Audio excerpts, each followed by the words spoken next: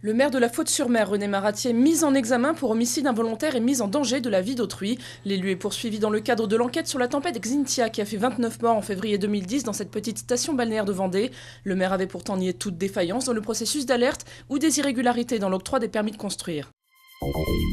Non, il n'a pas annoncé sa candidature à la présidentielle. Aujourd'hui à Paris, Dominique de Villepin a simplement présenté son projet de refondation politique pour 2012. Sa mesure phare, l'instauration d'un revenu citoyen de 850 € par mois. Une mesure contestée jusque dans les rangs de son propre mouvement République Solidaire. Son porte-parole a d'ailleurs démissionné.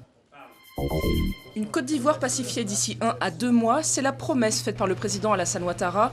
Un pari audacieux alors que le pays est toujours en proie à la violence et au pillage, malgré l'arrestation de l'ex-président Gbagbo en début de semaine et un retour progressif à la normale dans les rues d'Abidjan. L'ONU juge le terrain encore dangereux. Malgré les réticences du patronat et des syndicats, le gouvernement veut imposer par la loi une prime aux salariés visant à améliorer le pouvoir d'achat. La mesure toucherait les entreprises distribuant des dividendes. Le projet est même acté, a dit le ministre du Budget François Baroin. Les mesures seront inscrites en juin dans une loi des finances. Des habitués et des nouveaux venus, la sélection du 64e Festival de Cannes joue le mélange des générations. Parmi les gloires consacrées qui fouleront le tapis rouge en mai, le Danois Lars von Trier ou l'Espagnol Pedro Almodovar. À peine 35 ans, la Française Maïwenn viendra présenter son 3e film, un des 19 en compétition.